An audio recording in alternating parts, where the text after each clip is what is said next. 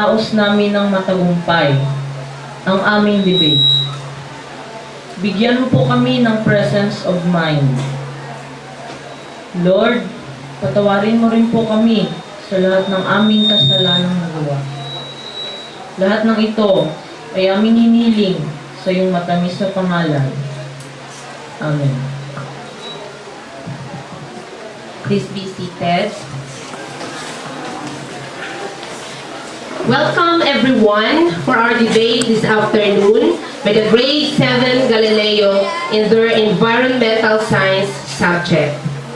The proposition of the debate this afternoon was taken from the previous lesson that we had.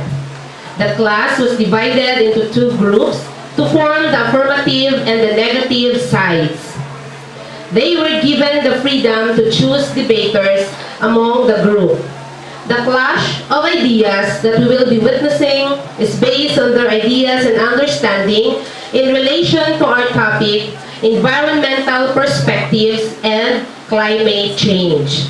So, this afternoon, let it be resolved that only ban on industrialization can save the adverse effects of global climate change. May we be inspired and get new insights by the ideas of the chosen speakers with their arguments for today's debate. Once again, good afternoon to everyone and God bless us all.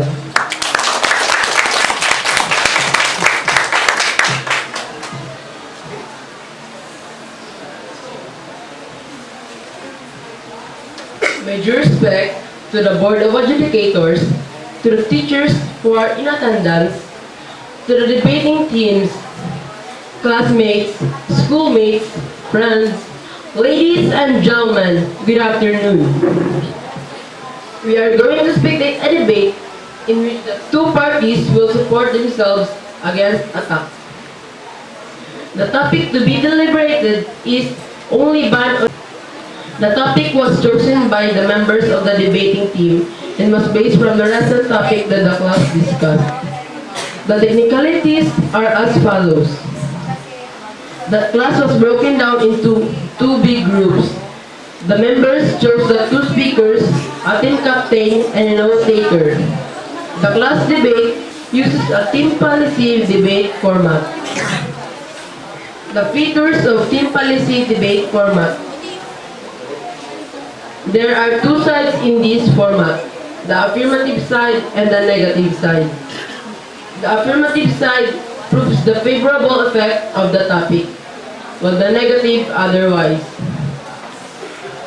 Each member has a two-speaker, team captain, and a note taker. A debate moderator enforces the rules to safeguard the smooth flow of the debate.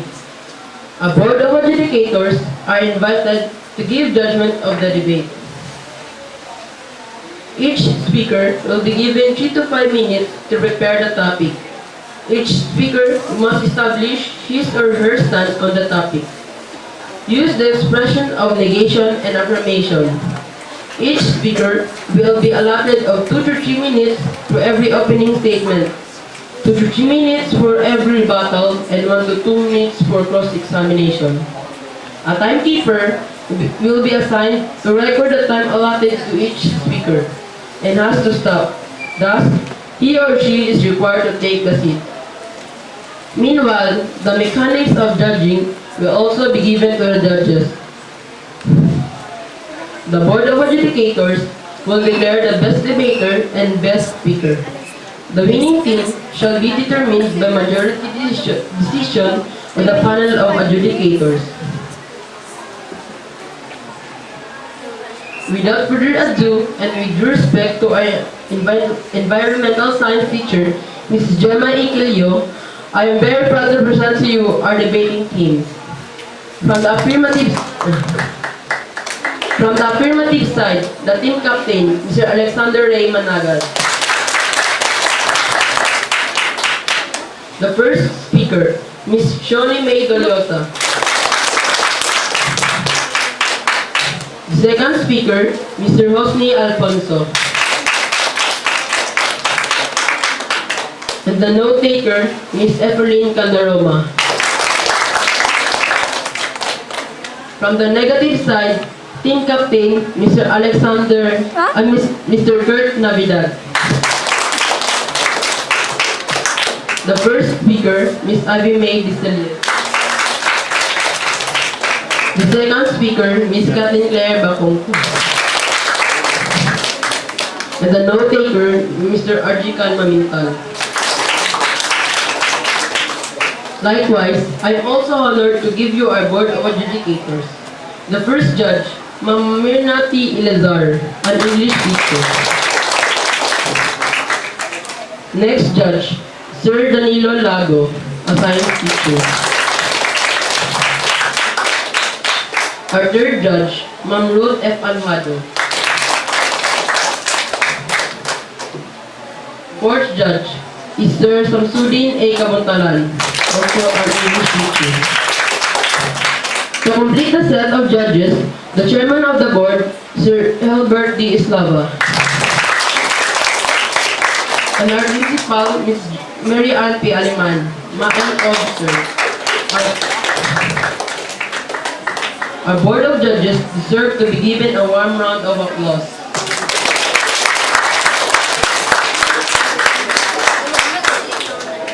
To assist us in timekeeping, I'm presenting to you Ms. Megan Ortiz. And our cameraman, Ms. Eliza May Mamintal. Our photographer, Ms. Marian Erum. And to our drama artist, led by Mr. Rial Dosby and Mr. Salinas Minyalang. And his members, Camille Grieda, Meljan Makalongan, Joanna Agakit, Fatma Abubakar, Brian Ray Batica, Mark Nagib, Agam Naturao, Mary Chris Akiaran, Precious Hadjat Pinili, Janera James Makailing, Irish Joy Amarado, Joy Matanday, Kayla Evon Pradas, Janavea Makailing, Yonini Sabala, Edna Nicolas, Shaira Nicole Hermo, Janila Hassan, Andrea Fron Ugatis Company. And I, Ms. Rochi Mel Ugatis, your moderator. Let us all prepare and welcome our debaters in the debate power.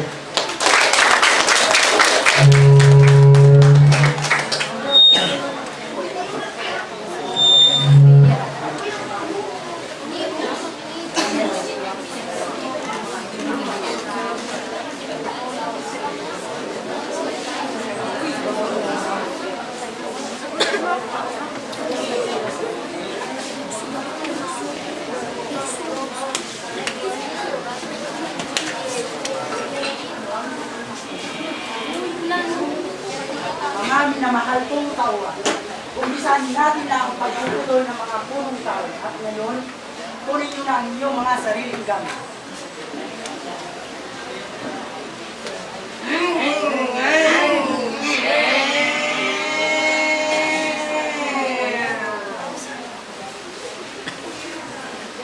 At sa wakas, naputol na natin ang mga magagandang puno rito.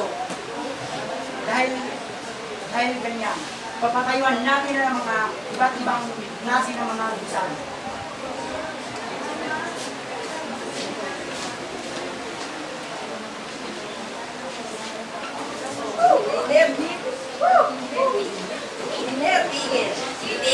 Itigil ang pagpapatayo ng mga gusali. Itigil. Hoy, sino ka ba? Upang ipatigil natin sa pagpapatay ng mga gusali at pagpuputol ng mga punong tao. Kami ang nangangalaga sa kalikasan. At kung hindi ititigilan yung pagpuputol ng mga puno, maaari itong magbunga ng pag-init ng ating mundo. Eh kung ititigil namin ang pagpuputol ng mga punong tao, paano ang mga pamilya namin? Paano ang hanap buhay namin? Maraming paraan at maraming dahilan upang makahanap kayo ng magandang trabaho. Eh paano nyo kami matutulungan? At paano namin yan magagawa? Halimbawa na lang, magtanim tayo ng mga puno at ang mga bunga nito ay ating pagkakitaan. Kung gayon, pag-iisipan namin muna.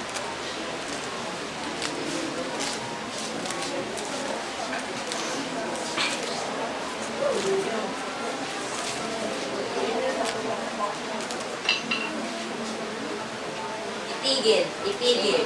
itigil ang pagpapatayo ng mga Sige, gusali. itigil nyo lang yung pag-protesta dahil papayag na kami sa inyo ang sasang-ayon. Tayo na magtanim.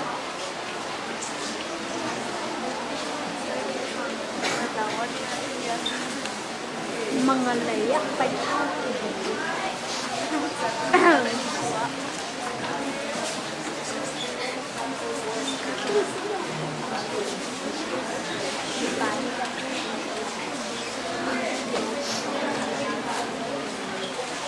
Nakalipas na ilang taon, ating napagdanto, maaari pala tayo maghanap buhay tulad ng pagtatanim ng mga punong kahoy. At nagpapasalamat ako sa iyo, mahal kong kaibigan. Walang anuman ang mahal kong kaibigan.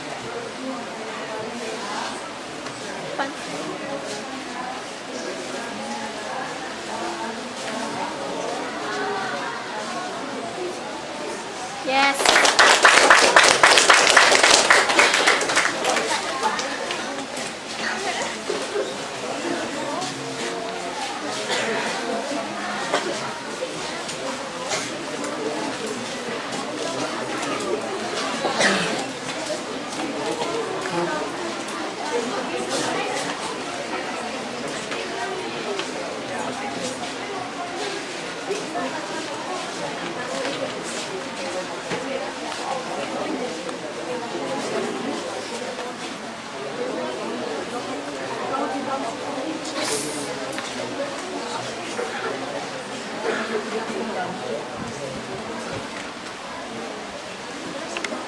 So, ako si ano ba ang mga letters?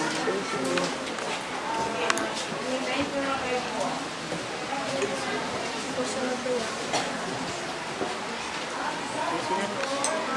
Morning, sir. Good morning.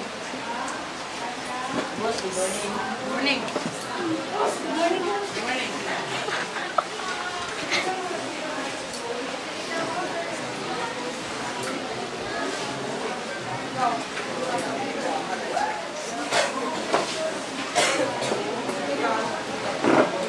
Lagari.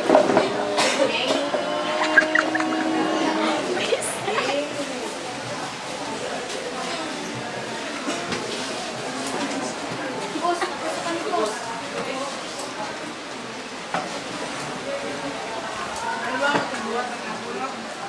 Sige. Punta na kayo dito.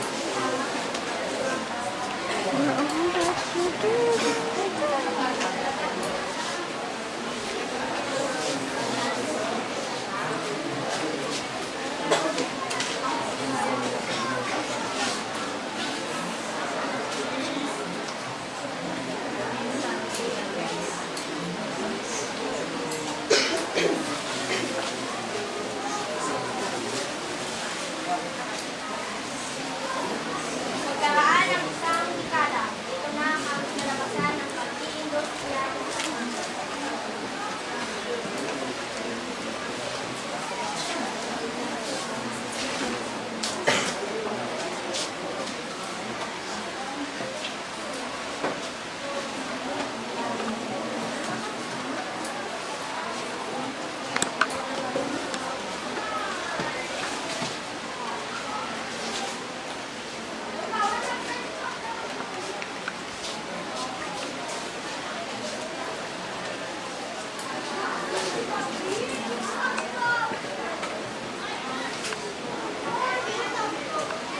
Okay, abot na kayo.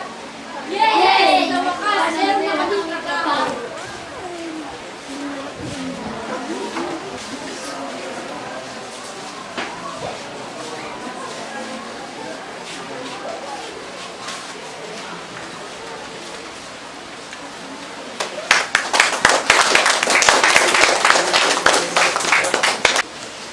Ikaw pa rin to?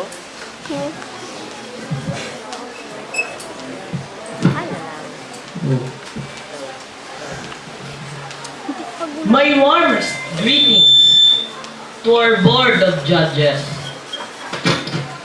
teachers, fellow competitors, and to the audience.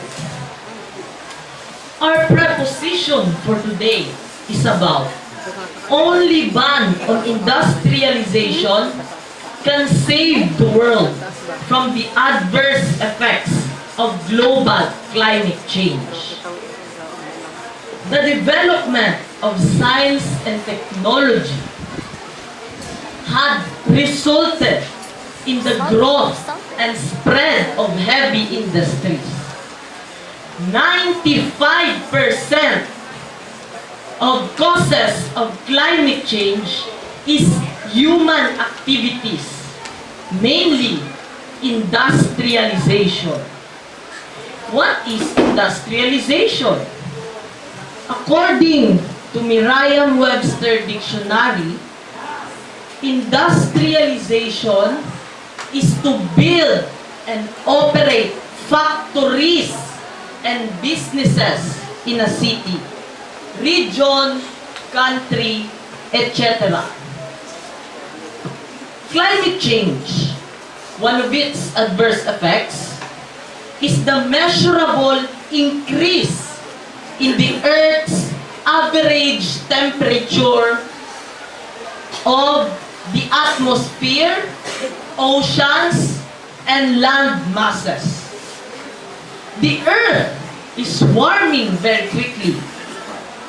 Over 100 years, the Earth's temperature had risen to about 0.7 degrees Celsius or 1.3 degrees Fahrenheit. This extreme rise in the Earth's atmosphere led to the melting of the glaciers in the north and south regions of the globe, which led to the rising of sea levels, which flooded the coastal communities. Due to excessive industrialization, the emission of carbon dioxide and other harmful gases causes the climate change. Industrial waste greatly affects the environment. The waste created by industries led to extreme water, air, and land pollutions. These pollutions threatens the Earth's biodiversity. Waste discharged from factories are polluting rivers and other water bodies. The use of chemical and fuel resulted in increase of air and water pollution. The world has a major increase in population, which, along with an increase in living standards, led to the extinction of our natural resources. Because of the increasing human population, there is no room for residential areas anymore.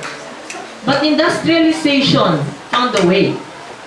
It converted mountains, hills, etc. to residential area, which destroys the habitat of our animals. It is the time which emphasizes the planned and balanced industrialization in preserving the environment. Humans must be less dependent on machines, because technology is created to be used by humans, not to use the humans. Thank you. Any clarifications or any questions?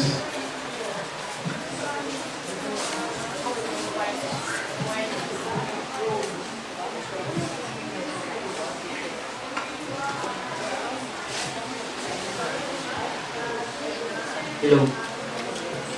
We are on the 21st century.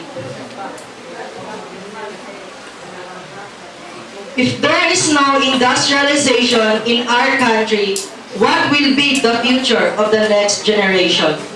I'll tell you what. The fate of the next generation is in our hands.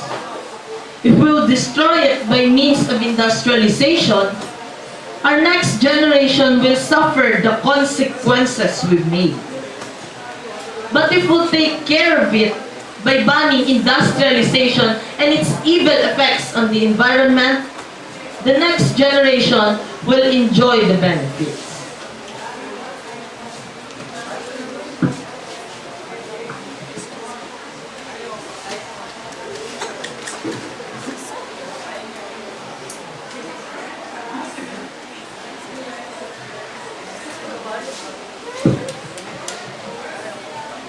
My due respect to the Board of Judges, to the teachers and students who are in attendance, to my fellow classmates, and to the affirmative side, good afternoon to each and everyone. We are on the negative side, and our appeal, go for industrialization. Industrialization has come to be regarded as synonymous with economic growth and development. No country desirous of rapid economic progress can afford to neglect industrialization. Industrialization can help the progress of agriculture, trade, transport, and all other economic activities. Industrialization is the key to economic development. All advanced countries of the world are industrialized. It will make the best possible use of our human and physical resource, all types of goods for all types of people should be produced in large, medium, cottage, and small-scale industries. In the interest of the economy, rapid industrialization is important for generating employment opportunities, utilization of all types of resources, promotion of education, training and research, improving the productivity of labor, and balanced regional development. Industrial growth brings a rapid increase in the national income of the country. In order to reduce the continued increasing pressure of exploding population on our developing economy, rapid industrialization is a must. Land is limited in area, but industrialization has unlimited scope. To set up large number of industrial units, we can create more employment opportunities and absorb a large number of unemployed youths. Agriculture cannot use all resources, so industrialization is a must to make use of our resources. Industry can make use of waste materials. Industrialization widens horizon of our understanding and enables us to go through education and researches. Thus, it will improve the quality of our manpower. We can use more capital and technologies. We can have division of work and specialization in industry. This will result in the improvement of productivity of labor. Industrialization is capable of removing regional disparities because barren lands can be used for this purpose. No fertile land and means of irrigation are needed for industrialization. Industrialization will raise the standard of living of our people. Here are some positive effects of industrialization. Industrialization offered gains in efficiency that affected almost every facet of life in society. Industrialization increased agricultural and manufacturing output, allowing people to take jobs in other sectors and increasing the amount of consumer goods and food available to the populace. Industrialization created significant population growth as well as increases in economic output. It also spurred technological development, enabling scientific advances that changed the world. Before the Industrial Revolution, most people were farmers and most economic activity centered around small towns and villages. This left communities isolated from one another even when the distances between them were relatively small. Industrialization concentrated populations in cities, which soon became dependent on rural communities for food. I am now ready for any question.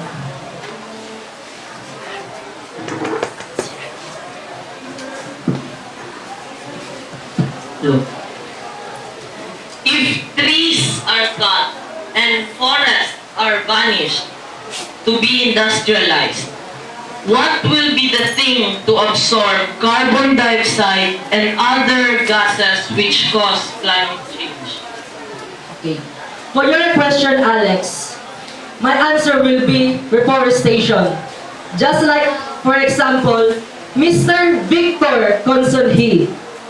He is engaged with legal logging. Sa bawat punong kahoy na kanilang pinuputol, ay merong bagong binhi na itinatanim upang sa susunod na 20 na taon ay meron naman silang ulit na maipuputol na punong kahoy. Hindi basta-basta sila pumuputol ng punong kahoy. Pupunta muna sila sa Department of Environmental and Natural Resources upang humingi ng permiso na pumutol ng punong kahoy sa ating kagubatan. At bago sila puputol ng punong kahoy, maraming papeles pa ang kanilang dapat permahan upang sa ganon ay pwede na silang makapagputol ng mga punong kahoy sa ating kagubatan. Yun lang at maraming salamat.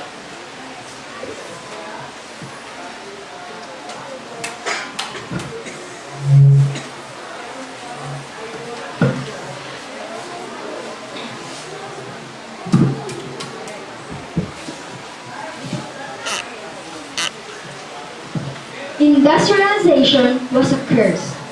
Millions of people suffered as a result of industrialization.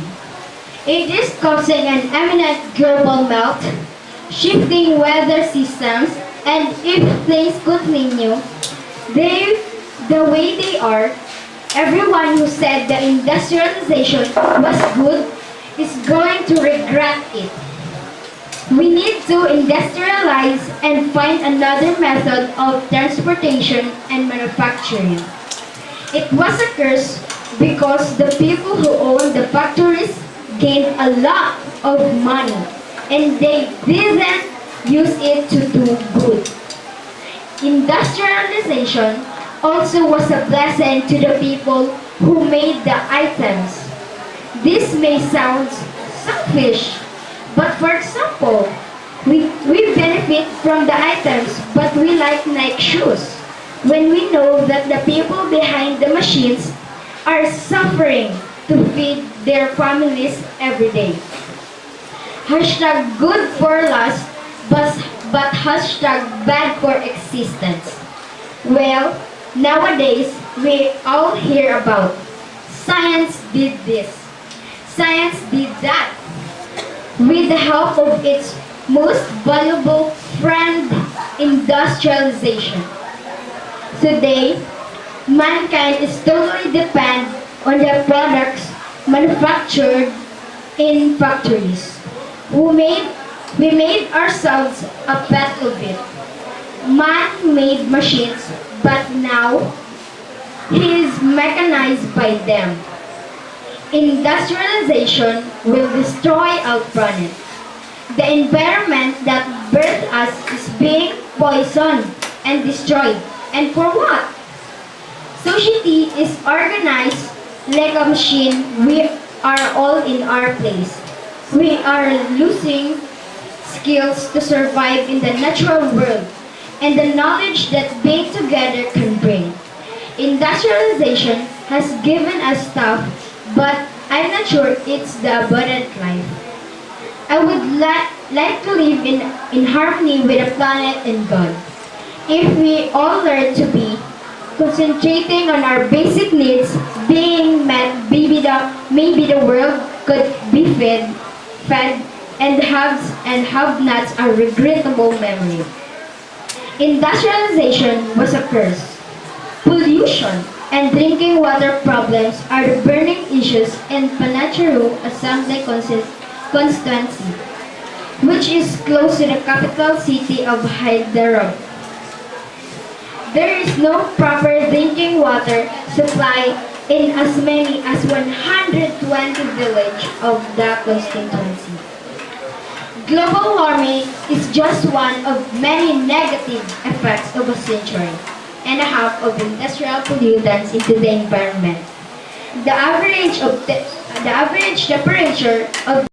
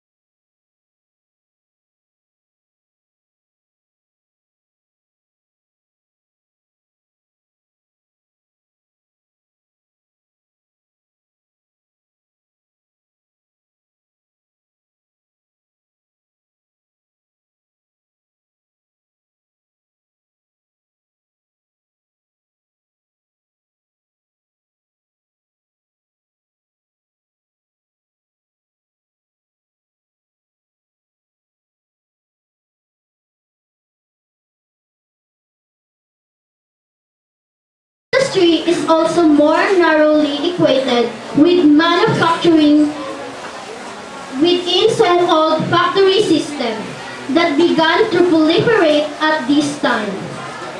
The new factories featured mechanical power in the employment of specialized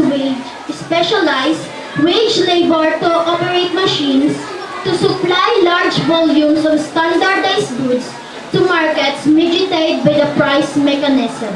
In its broader sense, industrialization is intimately connected with economic growth based on deepening divisions of labor and economic interdependencies across economic sectors and among and within nations. Globally, industrialization and associated deepening divisions of labor has been dominated and led by capitalists or market that developed in mid-20th century in Europe and China have themselves accepted market forces as the principal means of organizing the production and exchange of goods and services. Industrialization is the period of social and economic change that transforms a human group from an agrarian society into an industrial one, involving the extensive reorganizations of an economy for the purposes of manufacturing. Industrialization is the process by which an economy is transformed from primarily agricultural to one based on the manufacturing of goods.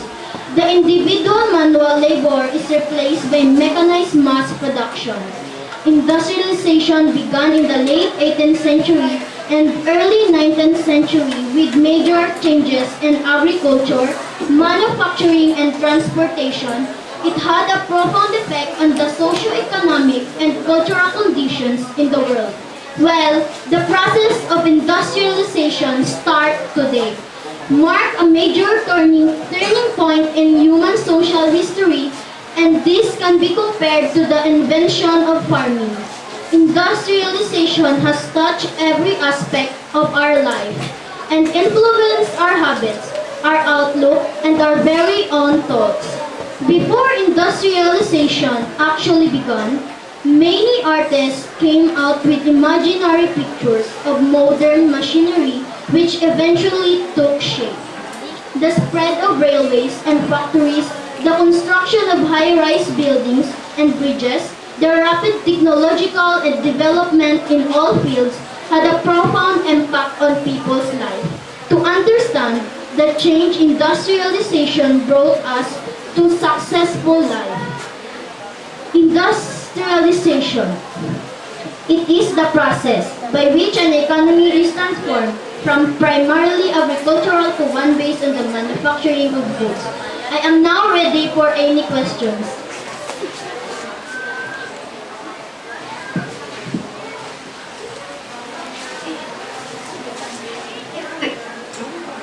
If we eat fruits and vegetables that has preservatives or with chemicals, we can get minerals and vitamins that makes us healthy.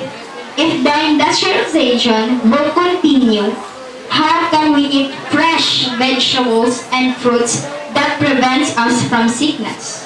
We can still eat fresh fruits and vegetables because not all parts of our country is industrialized.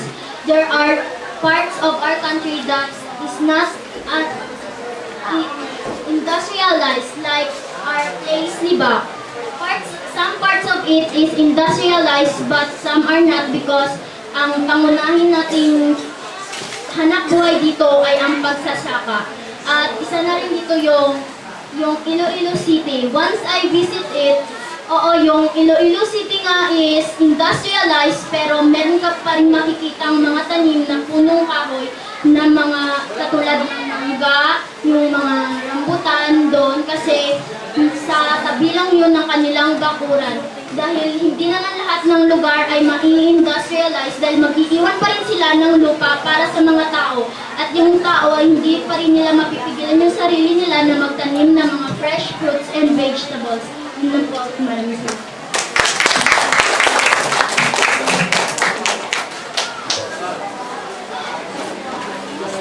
Wait.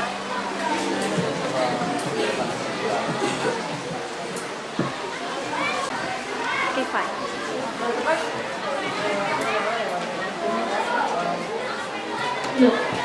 My question to you is, do you really have to stop industrialization? What will happen to us or what will happen to our economy? Yes, because of industrialization, our environment affected by cutting trees and it pollutes the lands. And because of industrialization, the immediate result of the gradual disappearance of many natural resources, the pollution of the land, water, and air, and the general dirt, and unhealthy conditions in around the industrial sites have affected human health and happiness. Disease unheard of before are spreading far and wide. Kaya nga, kung mahinto nga yung industrialization, ano nga ang mangyari sa atin or patay na yung ulit?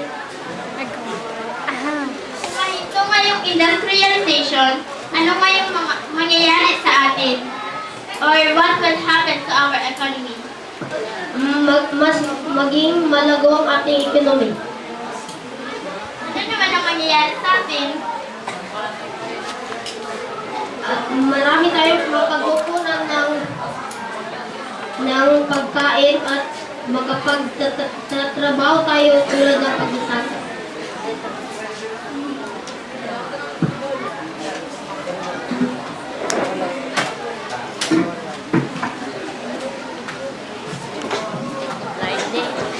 According to its definition, industrialization is the key to economic development.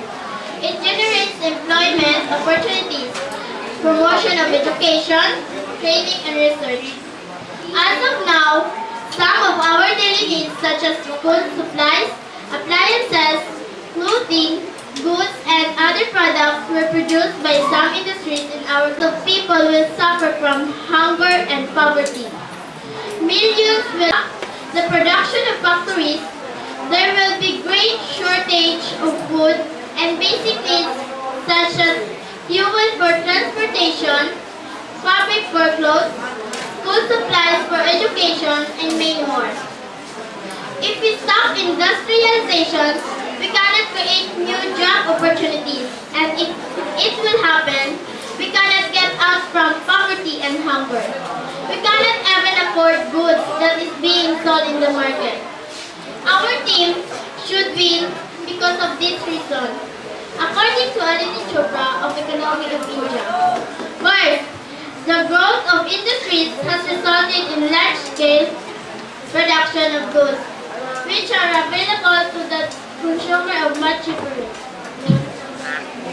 Second, there are saving of time and labor. Third, industrialization has resulted in a considerable rise in the standard of living of the people. Fourth, a number of substitutes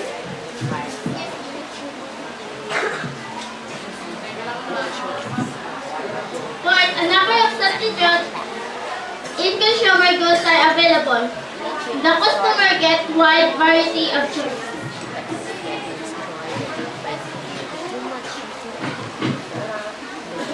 Fifth, the industrialization creates new job opportunities, heading to the removal of poverty of a great extent.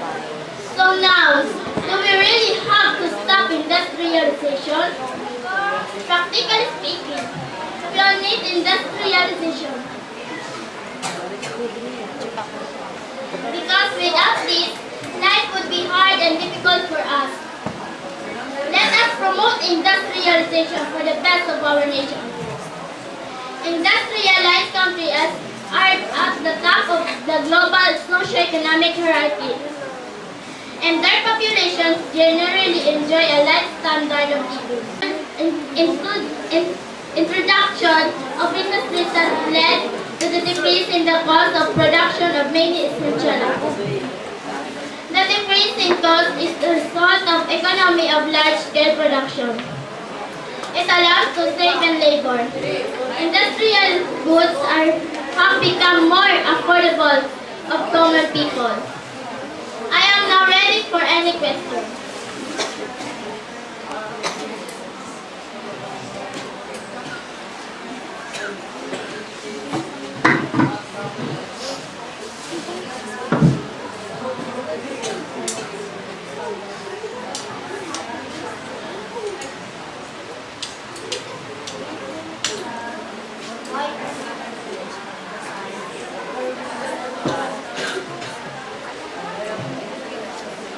Why should you continue industrialization if we all know that this industrialization can affect or destroy our environment?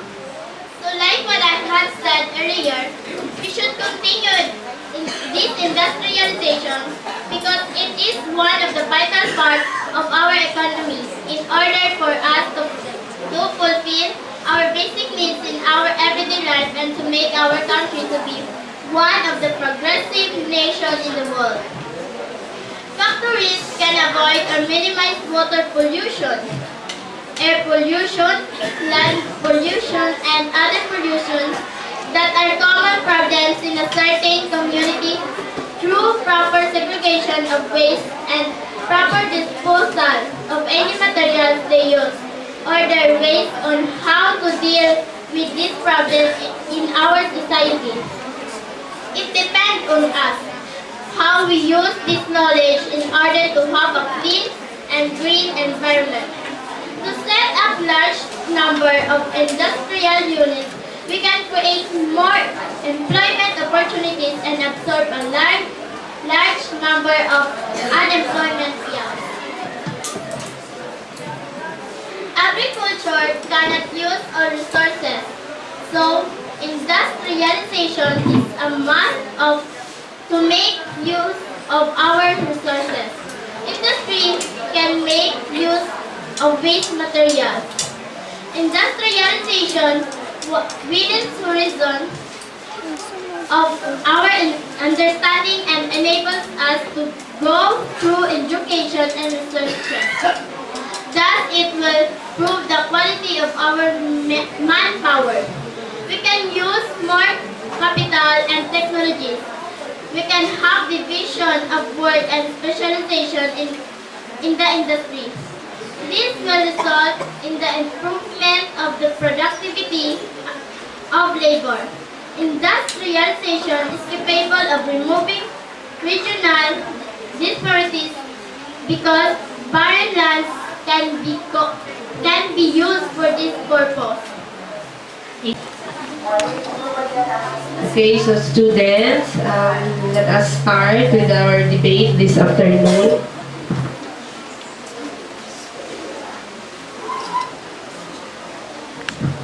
Hello, mic test. My due respect to the Board of Adjudicators, namely Mrs. Mirna T. Elizar, Ma'am, Mr. Danilo D. Lago, Mrs. Ruth F. Alujado, Mr. Samsudin A. Kabuntalan, and Mr. Helbert D. Islava, the chairman, for being here with us this afternoon to witness our class debate as one of the requirements of the SEAMEO INNOTECH Guru 21 learning course in developing both students and teachers in the different 21st century literacy skills. In addressing the needs of the 21st century learners, active learning is a must, so it is very important that we engage all our learners in a task suited to their interest.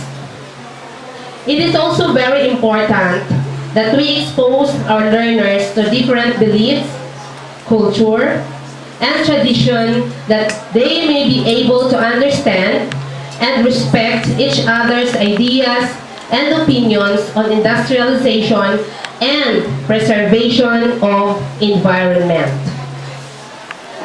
To start with our debate this afternoon, may request everyone to please stand, and Mr. Alexander Ray Managad will lead us in an opening prayer. Manalangin po tayo. Mahal na Ama, nagpapasalamat po kami sa lahat ng mga biyayang aming natanggap na nagmula sa inyo. Hiling po namin, taos namin ng matagumpay ang aming debate. Bigyan mo po kami ng presence of mind. Lord, patawarin mo rin po kami sa lahat ng aming kasalanang nagawa. Lahat ng ito ay aming hiniling sa iyong matamis na pangalan. Amen. Please be seated. Welcome everyone for our debate this afternoon by the grade 7 Galileo in their environmental science subject. The proposition of the debate this afternoon was taken from the previous lesson that we had. The class was divided into two groups to form the affirmative and the negative sides. They were given the freedom to choose debaters among the group. The clash of ideas that we will be witnessing is based on their ideas and understanding in relation to our topic, environmental perspectives and climate change. So, this afternoon, let it be resolved that only ban on industrialization can save the adverse effects of global climate change. May we be inspired and get new insights by the ideas of the chosen speakers with their arguments for today's debate. Once again, good afternoon to everyone and God bless us all.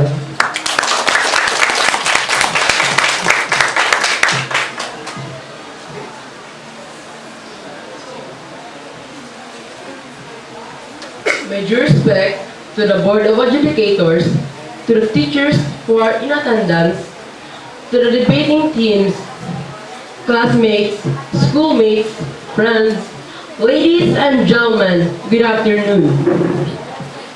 We are going to speak a debate in which the two parties will support themselves against attack. The topic to be deliberated is only ban on. The topic was chosen by the members of the debating team and was based from the recent topic that the class discussed. The technicalities are as follows. The class was broken down into two big groups. The members chose the two speakers, a team captain and a note-taker. The class debate uses a team policy debate format. The features of team policy debate format. There are two sides in this format, the affirmative side and the negative side.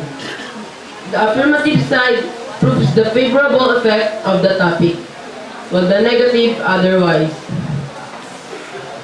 Each member has a two-speaker, team captain, and a note-taker. A debate moderator enforces the rules to safeguard the smooth flow of the debate. A board of adjudicators are invited to give judgment of the debate. Each speaker will be given 3 to 5 minutes to prepare the topic. Each speaker must establish his or her stance on the topic. Use the expression of negation and affirmation. Each speaker will be allotted of 2 to 3 minutes for every opening statement, 2 to 3 minutes for every rebuttal, and 1 to 2 minutes for cross-examination. A timekeeper will be assigned to record the time allotted to each speaker and has to stop. Thus, he or she is required to take the seat. Meanwhile, the mechanics of judging will also be given to the judges. The Board of Adjudicators will declare the best debater and best speaker.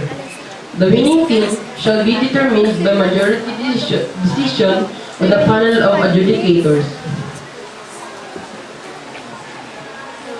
Without further ado, and with due respect to our environmental science teacher, Mrs. Gemma Ikilio, I am very proud to present to you our debating teams. From the affirmative side, the team captain, Mr. Alexander Ray Managat. The first speaker, Ms. Shoni May Doliosa. The second speaker, Mr. Hosni Alfonso. And the note-taker, Ms. Evelyn Candaroma. From the negative side, team captain, Mr. Alexander and Mr. Kurt Navidad. The first speaker, Ms. Abby May Distelio. The second speaker, Ms. Kathleen Claire Bacong. And the note-taker, Mr. Arjikan Mamintal. Likewise, I am also honored to give you our Board of Adjudicators. The first judge, Ma'am Mirna T. Ilazar, an English teacher. Next judge, Sir Danilo Lago, a science teacher. Our third judge, Ma'am Ruth F. Alvado. Fourth judge is Sir Samsudin A. Kabuntalan, also our English teacher. To complete the set of judges, the chairman of the board, Sir Helbert D. Islava. And our principal, Ms. Mary Ann P. Aliman, Math officer. Our Board of Judges deserve to be given a warm round of applause.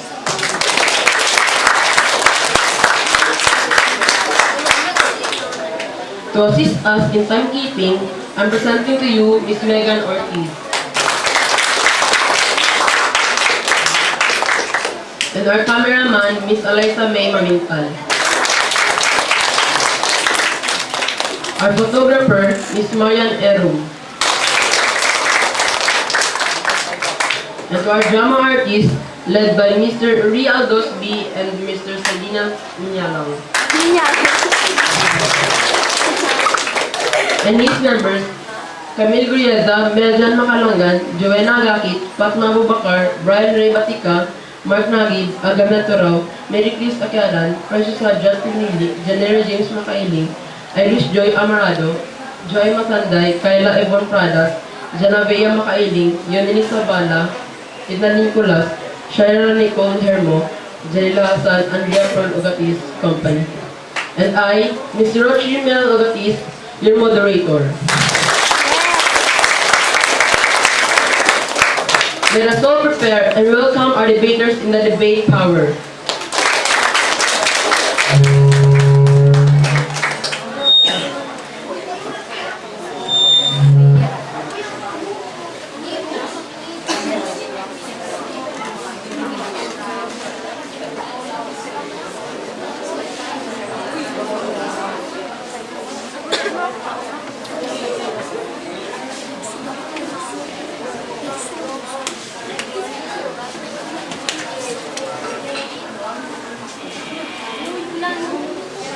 Ang aming na mahal kong kawan.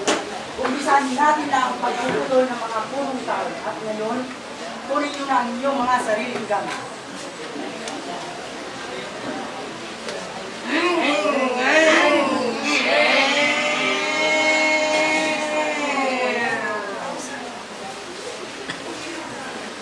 At sa wakas, naputol na natin ang mga magagandang puno rito.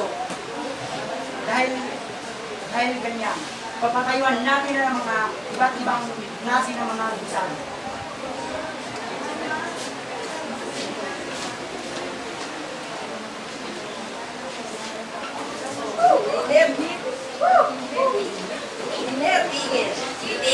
Itigil ang pagpapatayo ng mga gusali. Itigil.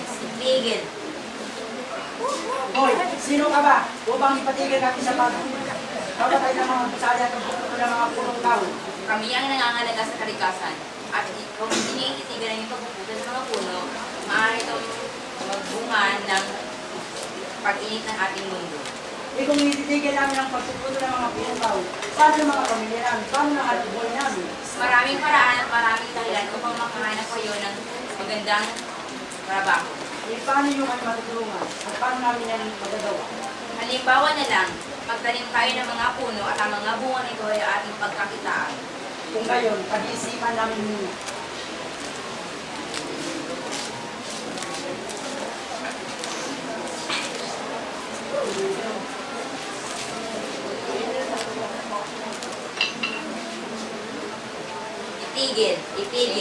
Itigil ang pagpapatayo ng mga gusali. Sige, itigil nyo lang yung pag-protesta dahil papayag na kami sa inyo ang sang-ayon. Tayo na magtanim.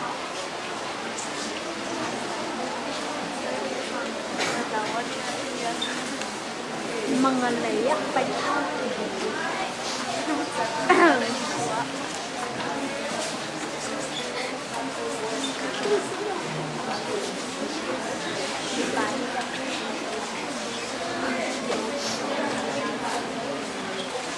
Nakalipas ng ilang taon, ating napagdanto, maaari pala tayo maghanap buhay tulad ng pagtatanim ng mga punong kahoy. At nagpapasalamat ako sa iyo, mahal kong kaibigan. Walang anuman ang mahal kong kaibigan.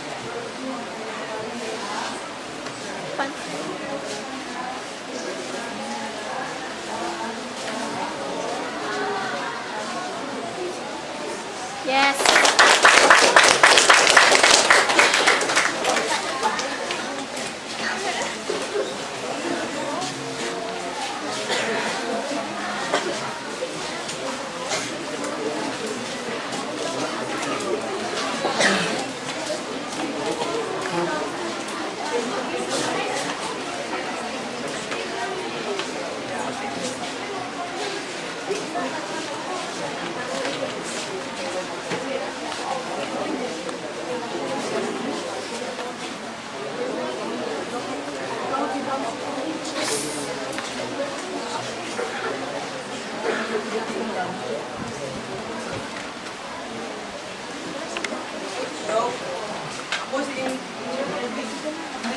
brothers.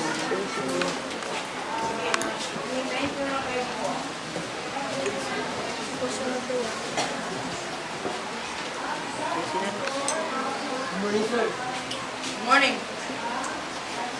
Boss, good morning. Morning. Morning.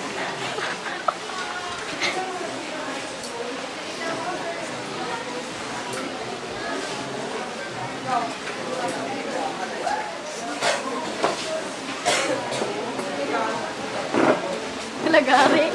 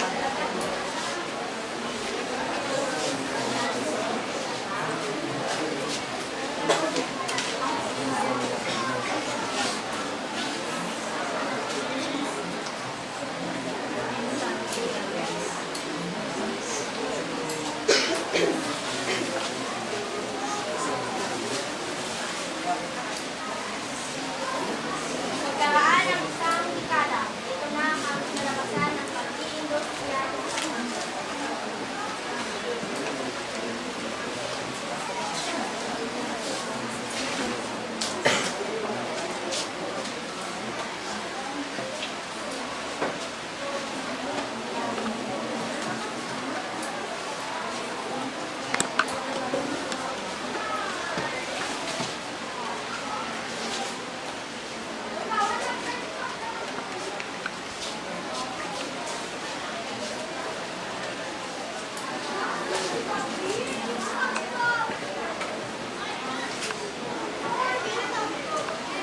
Okay, abang na kayo.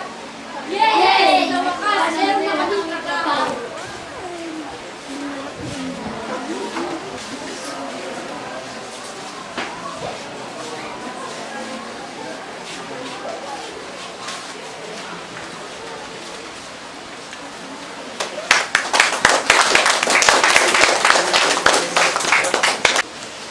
Ikaw pa rin to?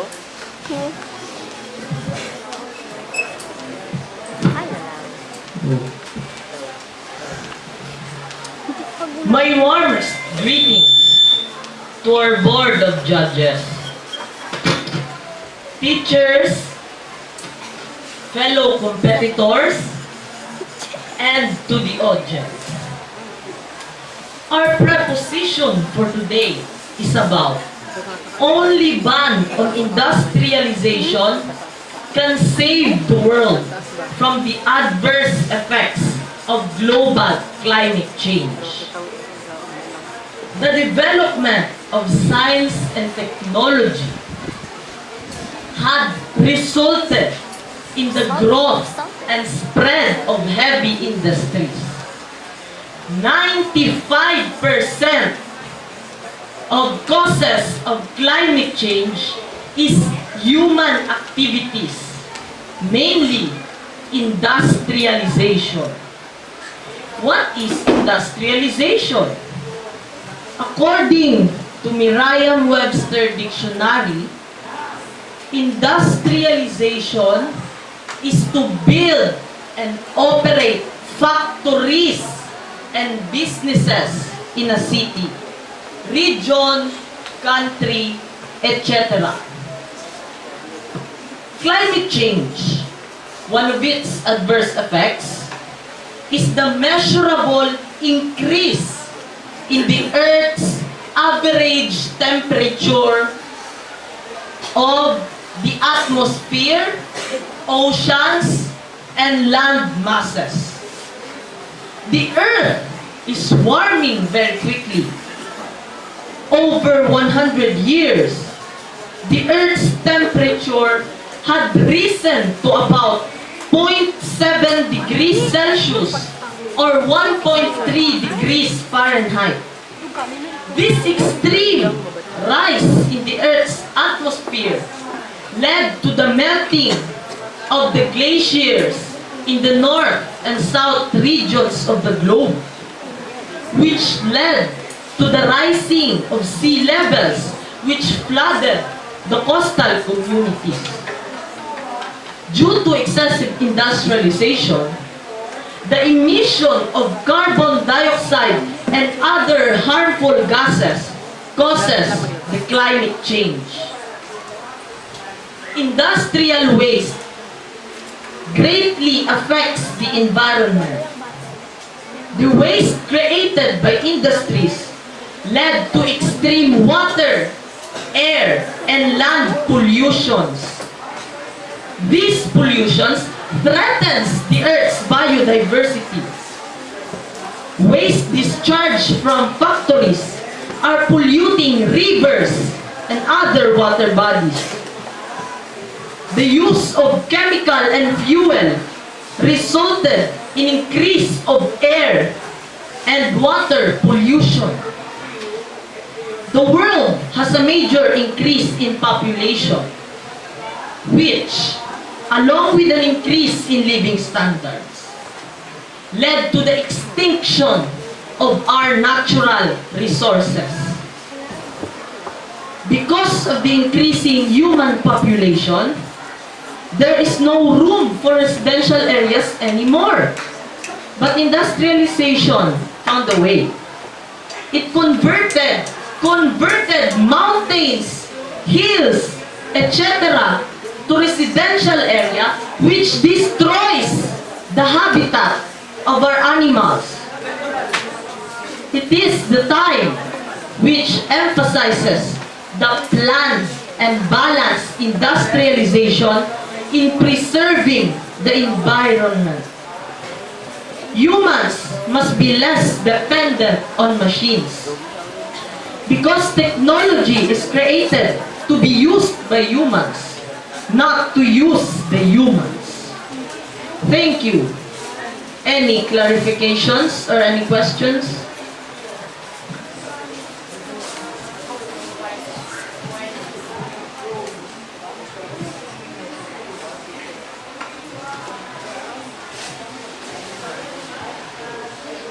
Hello.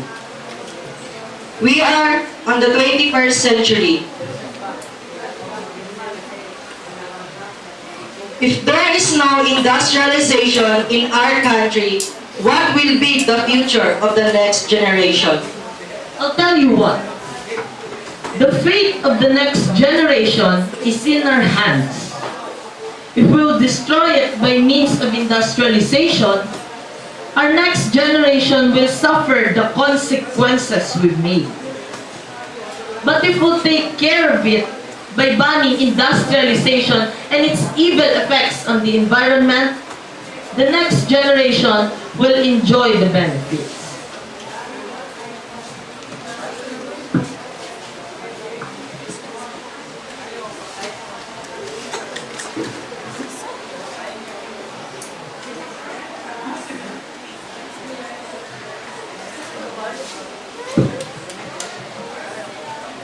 My due respect to the Board of Judges, to the teachers and students who are in attendance, to my fellow classmates, and to the affirmative side, good afternoon to each and everyone. We are on the negative side, and our appeal, go for industrialization. Industrialization has come to be regarded as synonymous with economic growth and development. No country desirous of rapid economic progress can afford to neglect industrialization. Industrialization can help the progress of agriculture, trade, transport, and all other economic activities. Industrialization is the key to economic development. All advanced countries of the world are industrialized. It will make the best possible use of our human and physical resource. All types of goods for all types of people should be produced in large, medium, cottage, and small-scale industries. In the interest of the economy, rapid industrialization is important for generating employment opportunities, utilization of all types of resources, promotion of education, training and research, improving the productivity of labor, and balanced regional development. Industrial growth brings a rapid increase in the national income of the country. In order to reduce the continued increasing pressure of exploding population on our developing economy, rapid industrialization is a must. Land is limited in area, but industrialization has unlimited scope.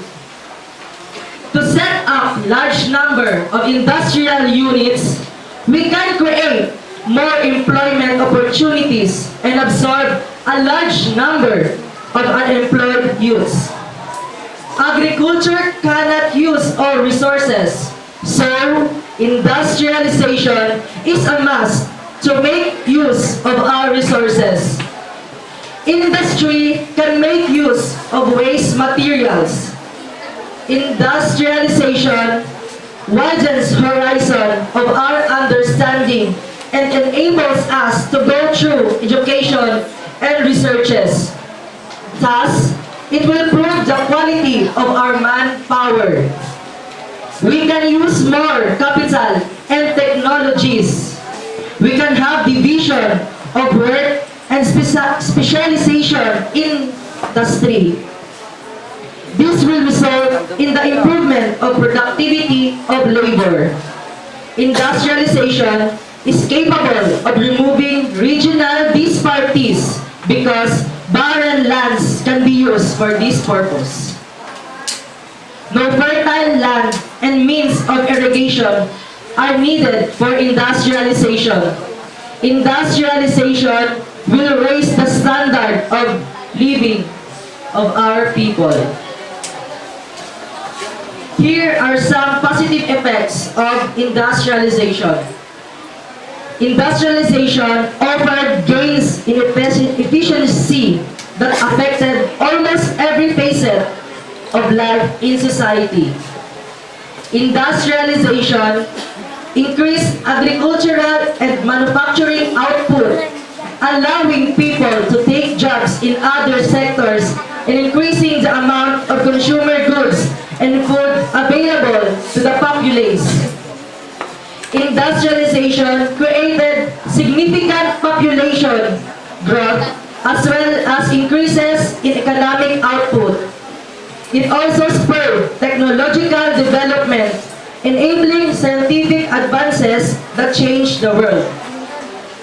Before the Industrial Revolution, most people were farmers and most economic activity centered around small towns and villages. This left communities isolated from one another even when the distances between them were relatively small. Industrialization concentrated populations in cities, which soon became dependent on rural communities for food. I am now ready for any question.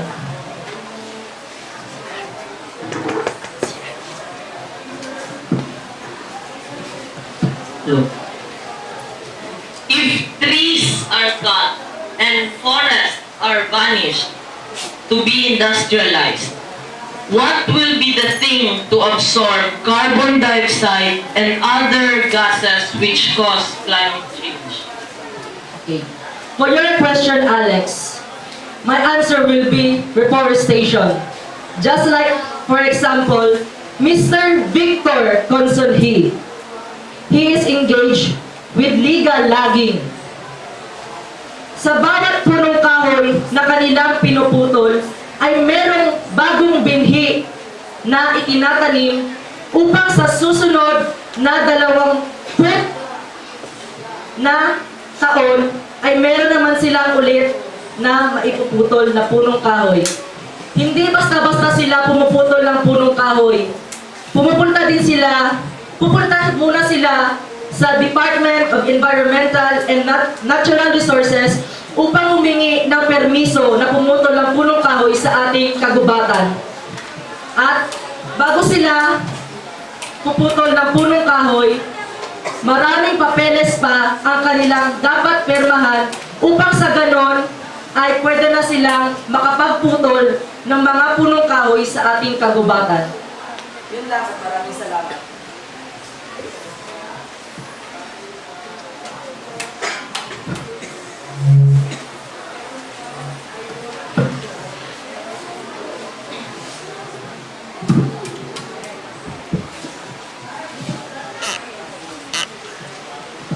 Industrialization was a curse. Millions of people suffered as a result of industrialization.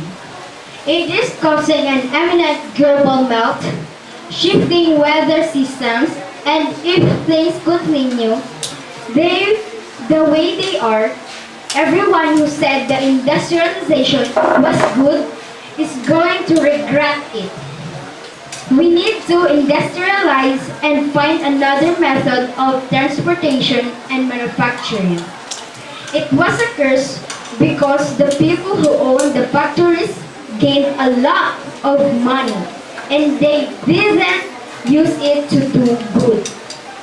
Industrialization also was a blessing to the people who made the items.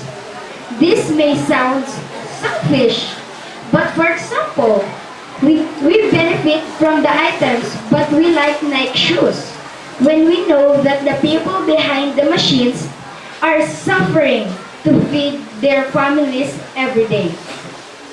Hashtag good for lust, but hashtag bad for existence.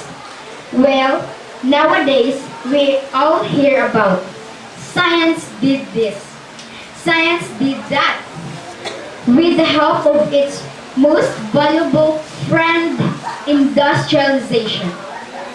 Today, mankind is totally dependent on the products manufactured in factories. We made ourselves a pet of it.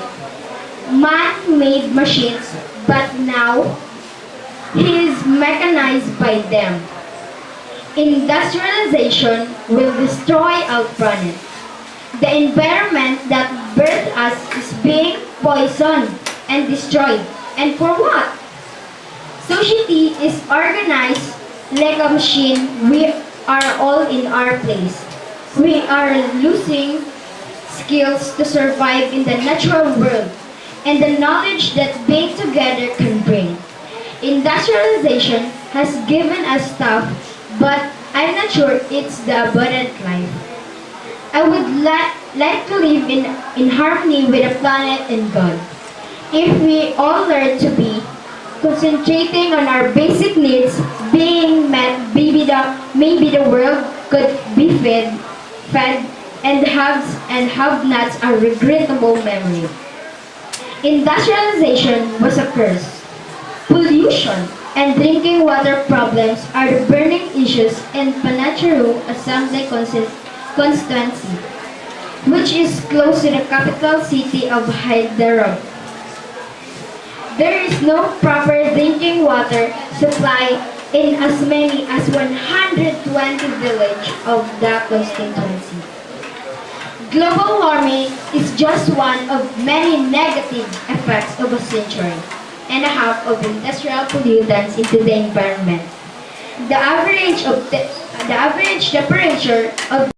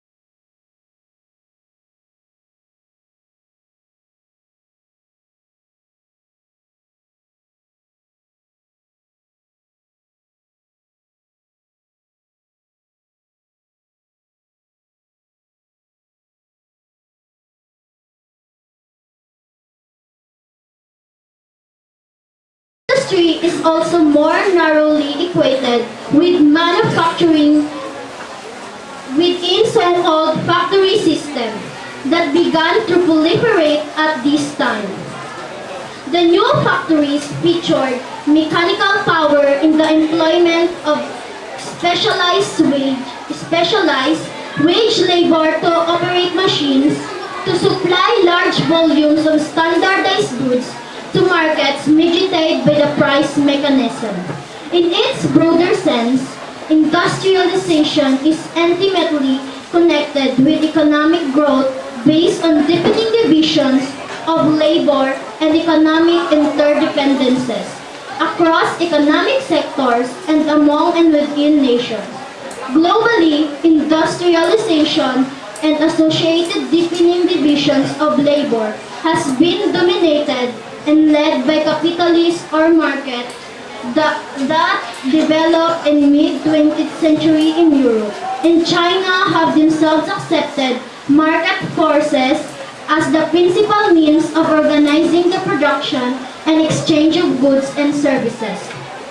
Industrialization is the period of social and economic change that transforms a human group from an agrarian society into an industrial one, involving the extensive reorganizations of an economy for the purposes of manufacturing. Industrialization is the process by which an economy is transformed from primarily agricultural to one based on the manufacturing of goods. The individual manual labor is replaced by mechanized mass production. Industrialization began in the late 18th century and early 19th century with major changes in agriculture, manufacturing, and transportation. It had a profound effect on the socio-economic and cultural conditions in the world. Well, the process of industrialization starts today, mark a major turning point in human social history, and this can be compared to the invention of farming. Industrialization has touched every aspect of our life and influenced our habits, our outlook, and our very own thoughts. Before industrialization actually began, many artists came out with imaginary pictures of modern machinery which eventually took shape. The spread of railways and factories, the construction of high-rise buildings and bridges, the rapid technological development in all fields had a profound impact on people's lives. To understand the change industrialization brought us to successful life. Industrialization. It is the process by which an economy is transformed from primarily agricultural to one based on the manufacturing of goods. I am now ready for any questions.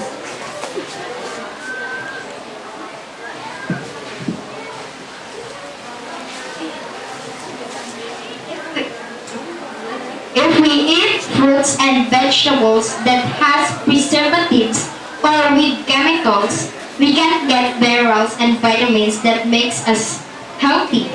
If the industrialization will continue, how can we eat fresh vegetables and fruits that prevents us from sickness? We can still eat fresh fruits and vegetables because not all parts of our country is industrialized.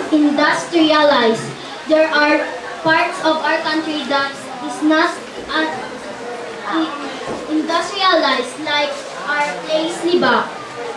Some parts of it is industrialized but some are not because ang pangunahin nating hanap buhay dito ay ang pagsasaka. At isa na rin dito yung Iloilo City. Once I visit it, oo, yung Iloilo City nga is industrialized pero meron ka pa rin makikitang mga tanim na punong kahoy na mga katulad ng mangga, yung mga rambutan doon kasi sa tabi lang yun ng kanilang bakuran. Dahil hindi naman lahat ng lugar ay ma-industrialize dahil mag-iiwan pa rin sila ng lupa para sa mga tao. At yung tao ay hindi pa rin nila mapipigilan yung sarili nila na magtanim ng mga fresh fruits and vegetables. Yun po, maraming salamat.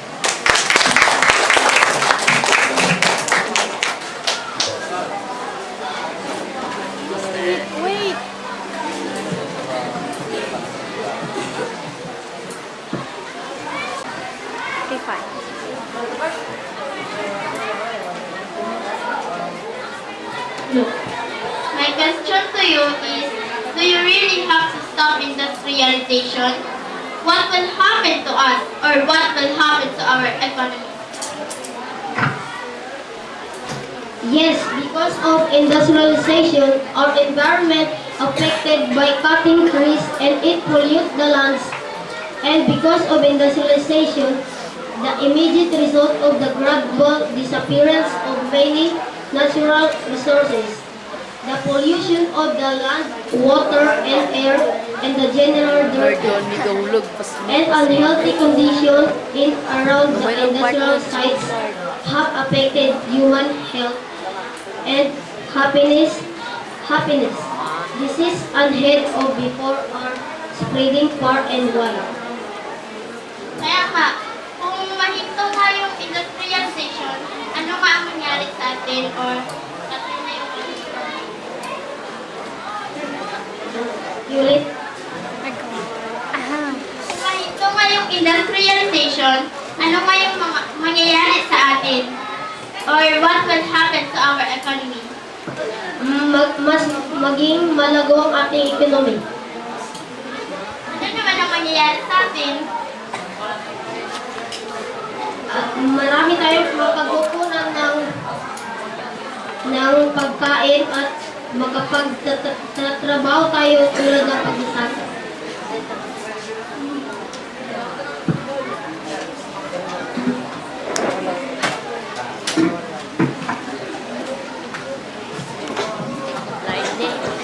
According to its definition, industrialization is the key to economic development.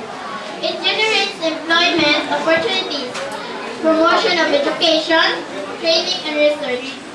As of now, some of our daily needs such as food supplies, appliances, clothing, goods, and other products were produced by some industries in our country. People will suffer from hunger and poverty. Millions will the production of factories. There will be great shortage of food and basic needs such as fuel for transportation, fabric for clothes, school supplies for education, and many more. If we stop industrialization, we cannot create new job opportunities, and if it will happen, we cannot get out from poverty and hunger. We cannot even afford goods that is being sold in the market. Our team should win because of this reason. According to Aditi Chopra of Economy of India, first, the growth of industries has resulted in large-scale production of goods, which are available to the consumer of much cheaper rates. Second, there is saving of time and labor. Third, industrialization has resulted in a considerable rise in the standard of living of the people. Fourth, a number of substitutes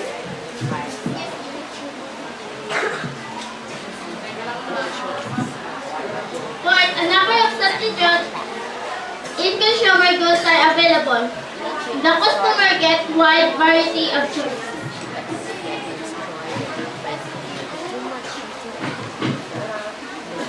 Fifth, the industrialization creates new job opportunities, leading to the removal of poverty of a great extent. So now, do we really have to stop industrialization? Practically speaking, we all need industrialization. Because without this, life would be hard and difficult for us. Let us promote industrialization for the best of our nation. Industrialized countries are at the top of the global socio-economic hierarchy, and their populations generally enjoy a life standard of living. Introduction of industries has led to the decrease in the cost of production of many essential goods. The decrease in cost is the result of economy of large-scale production. It allows to save in labor. Industrial goods have become more affordable of common people. I am now ready for any questions.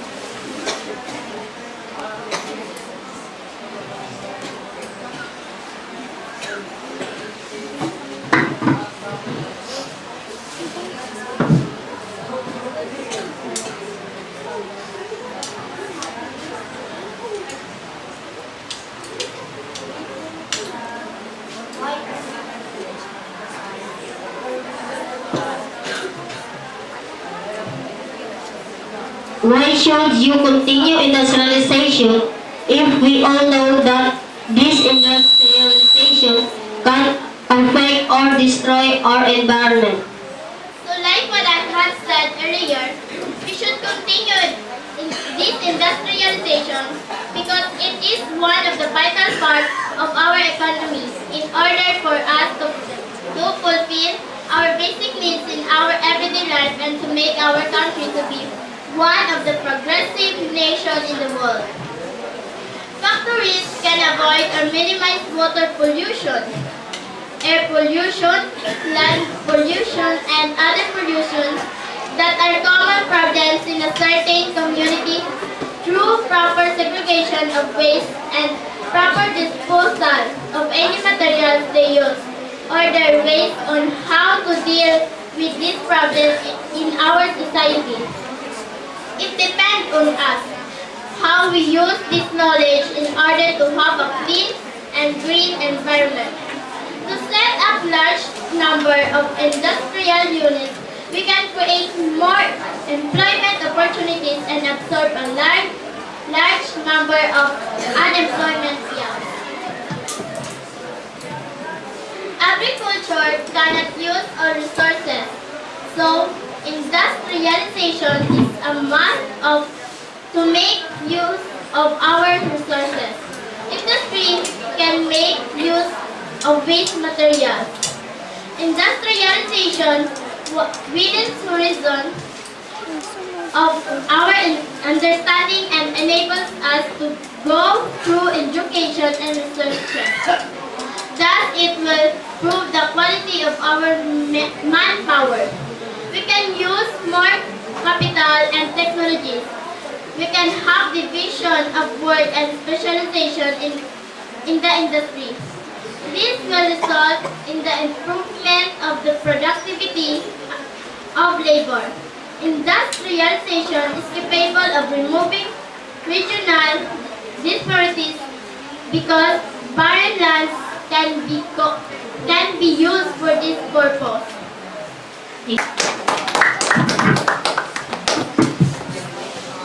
Thank you so much, speakers from affirmative or government side and speakers from a negative or opposition side.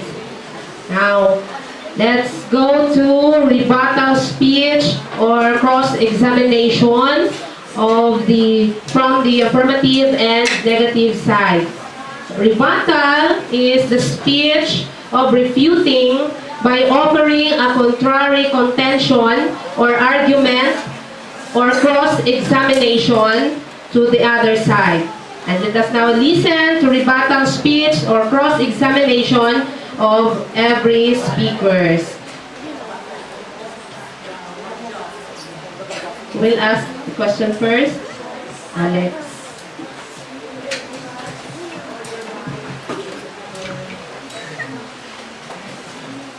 Okay, asking the team captain of the negative side.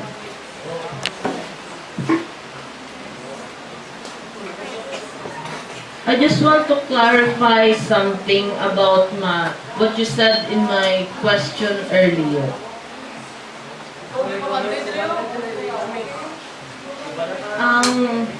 Sinabi ko is, what will be the thing to absorb? I'm asking for the thing, not for the method. Okay, for you, what is the thing that will absorb carbon dioxide and other gases which cause climate change? The thing, not the method. Okay. Some scientists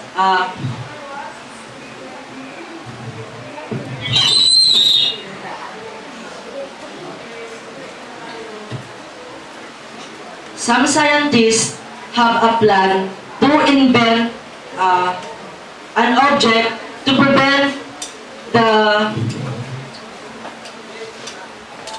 carbon emission in our atmosphere. But I'm not sure. I'm not sure in their plan if they will make that can prevent the emission of the carbon dioxide in our atmosphere. Meron ding ibang paraan na mapipigilan ang pagdami o ang pagtaas ng temperatura sa ating atmosphere. Makinig ka. Hindi lahat ng punong kahoy sa ating bansa ay pinuputol. But karamihan dito sa ating bansa, ang mga punong kahoy ay ginagamit for better purposes. Ang ibang punong kahoy ay hindi pinuputol upang meron pa tayong pagkunan ng mga ating kinakain tulad ng prutas at iba pa.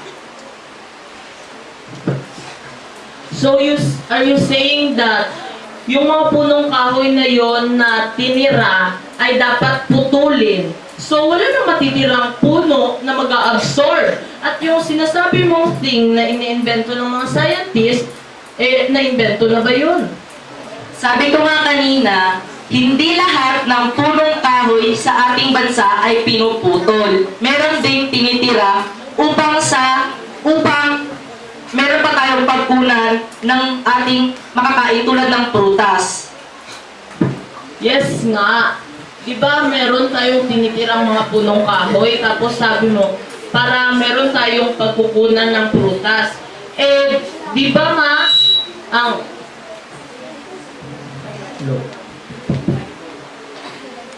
nga, diba go kayo for industrialization?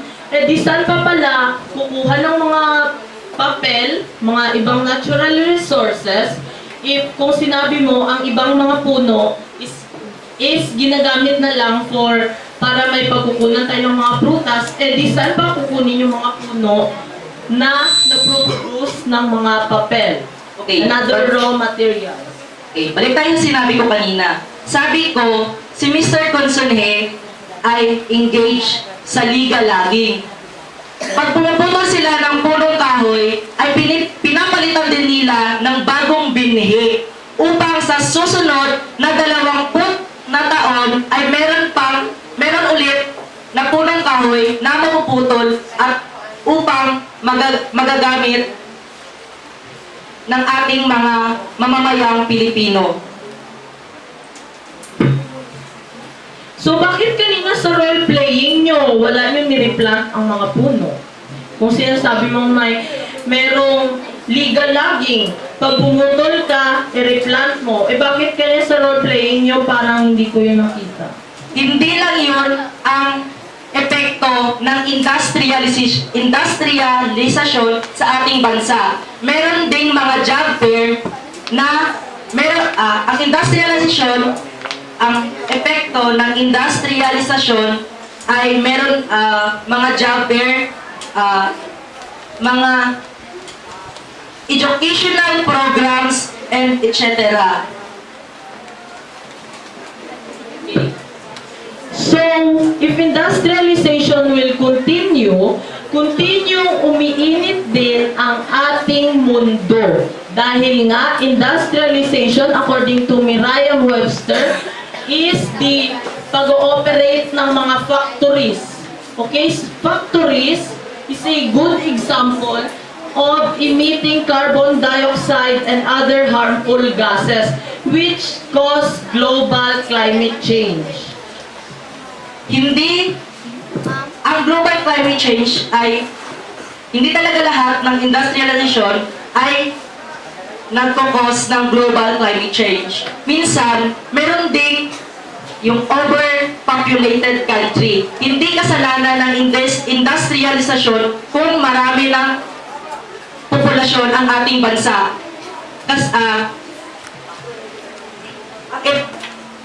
Ang sanhi ng pagdami ng populasyon sa ating bansa ay kulang sa edukasyon. Sapagkat kung meron tayong edukasyon, magagamit natin ito sa mabubuting paraan. Tulad ng family planning. Yeah, pero ano nga yung magiging solusyon ng industrialization sa global climate change, which is ang industrialization, pinuputol yung mga puno, wala nang mag-a-absorb ng carbon dioxide. So, continue pa rin na Tapos na.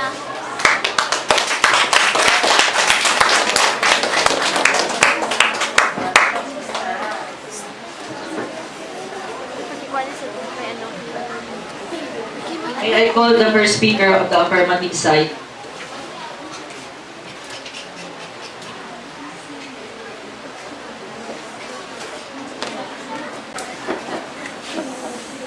Why do we need to find another method if industrialization will cater our transportation? Di ba yung mga cities, consider natin na industrialized, tama ba? So, i-try mo nga, i-compare mo ang sasakyan sa syudad kaysa dito sa Libak. Try mo, isipin mo. Di ba, sinasabi natin na yung dito sa Libak, mga motor lang, di ba? Ganun lang, mga kalesa, for example, basta sa probinsya. At sa mga cities naman ay yung mga magaganda, yung mga Hilux, mga D-Max, mga Everest, Innova, Adventure, EcoSport, Fortuner, at especially Ferrari. So, di ba magaganda siya? Pero may napansin ka ba na habang tumatagal sa mga syudad? Para sa akin kasi, sa napansin ko lang, habang tumatagal, rumarami ang mga sasakyan. Kasabay nun ay traffic, mabigat na traffic. For example, sa Manila, di ba? Paraging nilang gina-report sa news, traffic sa EDSA. Paraging nilang traffic. So,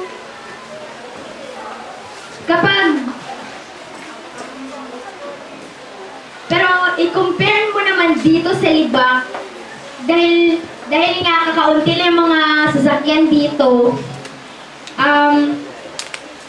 nakikita mo na hindi siya masyadong traffic. Pero kung mag-industrialize din tayo dito sa Libak,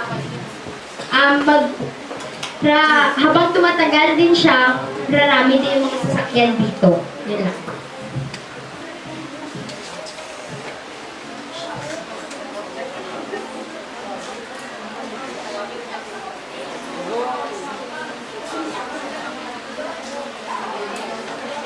Oy, may icon.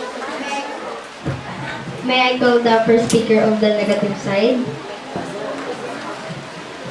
What do you mean by social economic stage? What are the effects of social economic stage on our environment?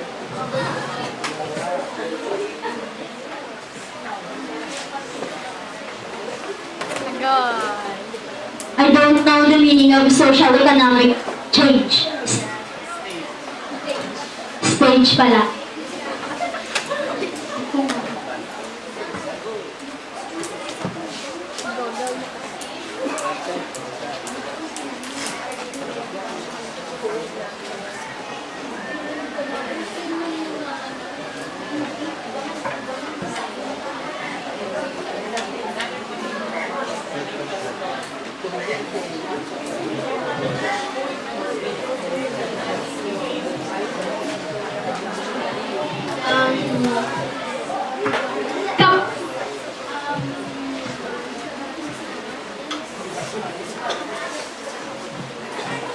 How would you counter the effects of environmental pollution? How would you counter the effects of environmental pollution?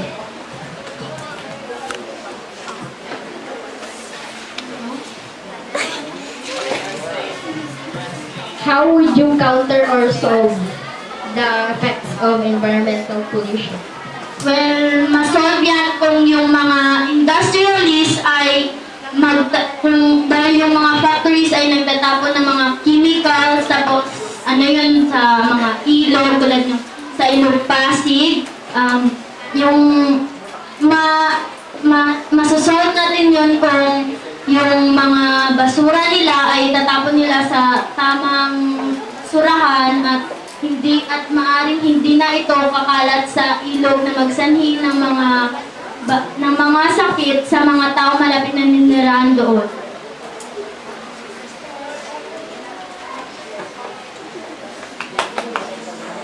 May I call the second speaker of the affirmative side?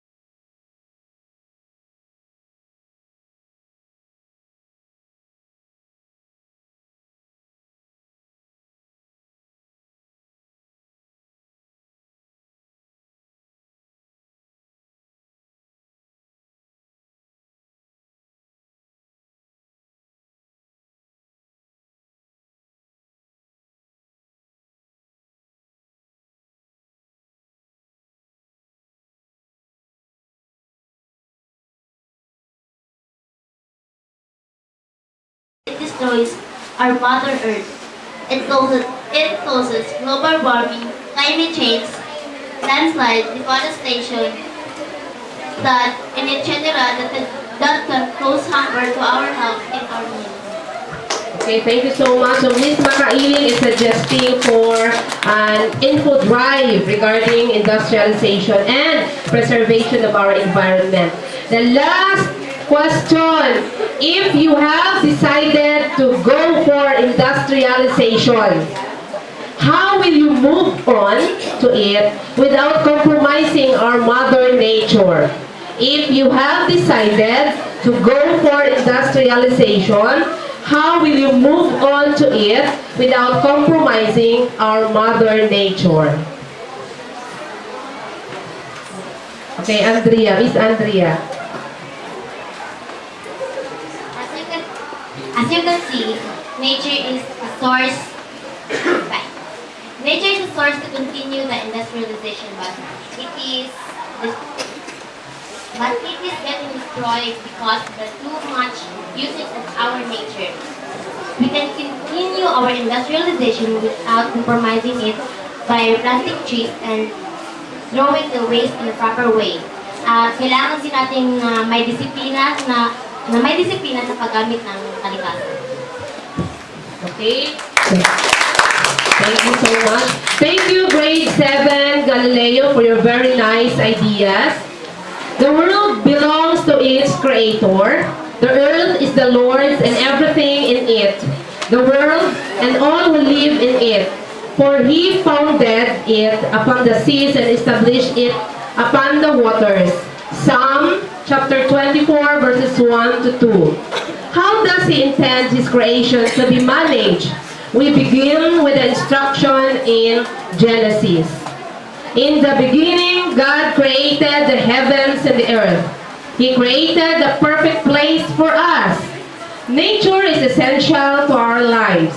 Without air, sunlight, water, and the food that nature provides, we could not live. God gave us nature to live and enjoy life.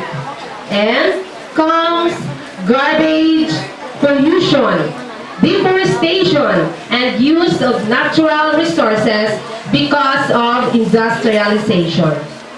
Positive side says, ban on industrialization and preserve our environment. Human activities contribute to climate change by causing changes in Earth's atmosphere in the amounts of greenhouse gases. Global warming is one of the most divisive subjects of our day. Some allege that the entire issue is overblown. Negative side says, go for industrialization.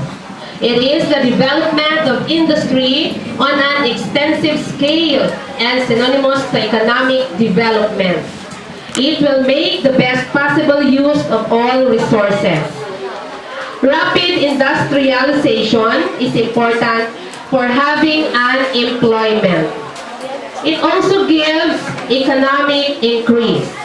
In the meanwhile, we are under biblical mandate to manage God's creations well, to keep and protect it. Such environmental engagement is part of our witness to a culture which is increasingly conscious of this priority.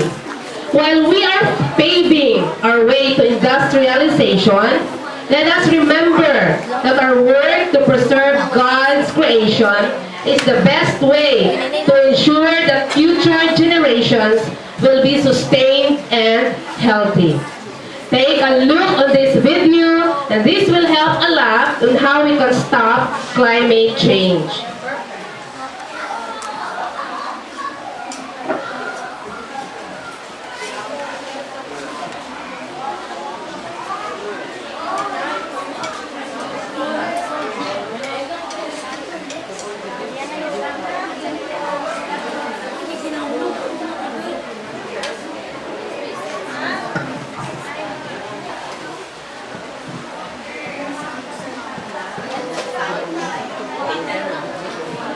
Number 1, green your commute.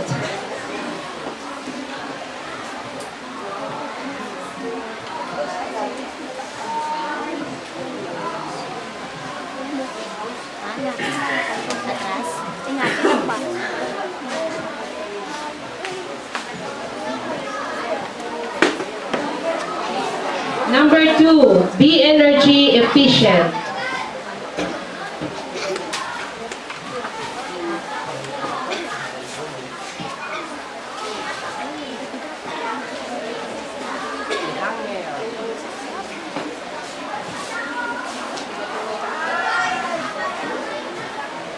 Number 3, choose renewable power.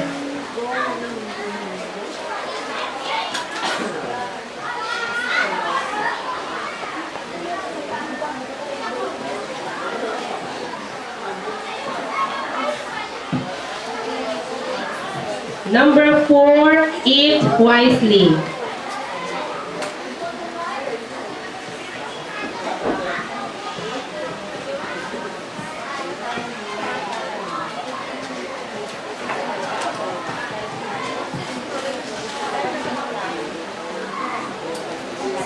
Number 5, trim your waste. From garbage, nagiging garden. Ibig sabihin, we're going to recycle our waste.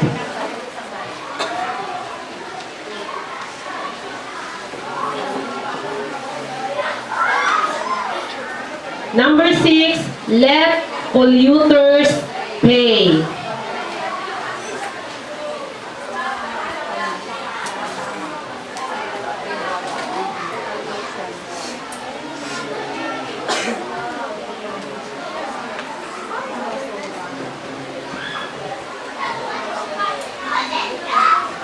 Number 7, fly less.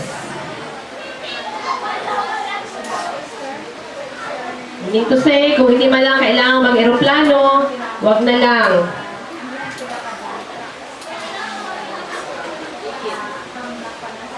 Number 8, get informed. Katulad ng sinabi ni Miss Makailing kanina.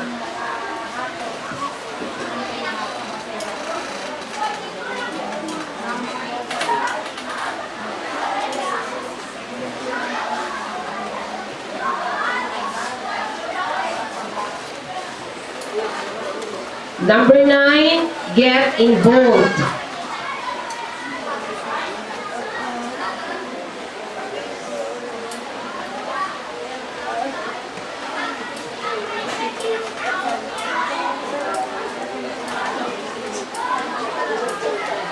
And number 10, support and donate. We have Earth Day. May we be inspired of the different ideas we have heard this afternoon. So, that is all, and good afternoon.